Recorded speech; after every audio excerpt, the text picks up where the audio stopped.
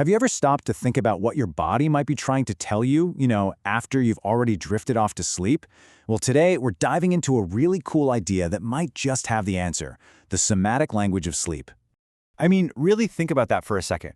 When your conscious brain finally clocks out for the night, does the whole conversation just stop? Or maybe, does it just start speaking a totally different language? And that's the incredible possibility we're getting into. The idea that long after you're gone, your body is still talking, still telling a story about who you are, your deepest feelings, and even your personality.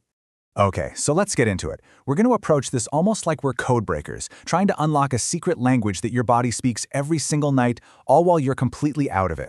So the main term here is somatic language. It's a really powerful concept. Somatic actually comes from the Greek word for body, and the idea is that our physical self, how we hold ourselves, our posture, is basically a direct line to what's going on inside, and that doesn't just switch off when we go to sleep. And just think about this for a moment. We spend about a third of our entire lives asleep. If our bodies are really communicating all that time, imagine the secrets they could be telling. It's like this non-stop subconscious conversation about who we are deep down. Now, researchers have pinpointed a few common sleep positions. You've got the stiff as a board log, the yearner reaching for something, but to really see how different they can be, we're going to decode two of the most common and most contrasting positions out there. First up is one pretty much everyone knows, the fetal position. You know, the one curled up on your side, knees pulled up towards your chest. It's actually the most popular sleep style, especially among women. So what's so fascinating here is the psychology behind it. This position is all about creating a kind of protective shell.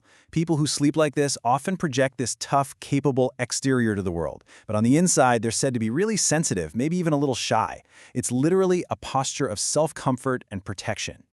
All right, now let's do a complete 180 and look at a totally different posture, the soldier. This is when you're lying flat on your back, arms straight down at your sides. It's way more rigid, super structured, and a lot less common.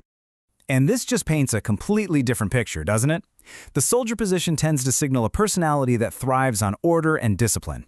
These sleepers are often seen as quiet, reserved, and incredibly self-controlled.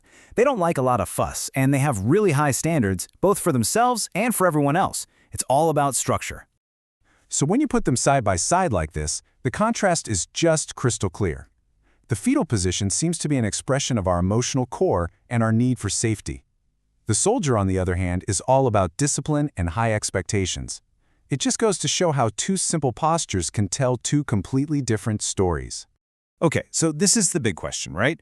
What does any of this actually mean for you? How can we take this and use it to understand ourselves just a little bit better? Here's a quick little cheat sheet to lock this in. The fetal position is often linked to that emotional sensitivity, while the soldier is tied to strong self-control. Now, this isn't meant to be a definitive label, of course, but it's more like finding clues to your inner world written in the language your body speaks.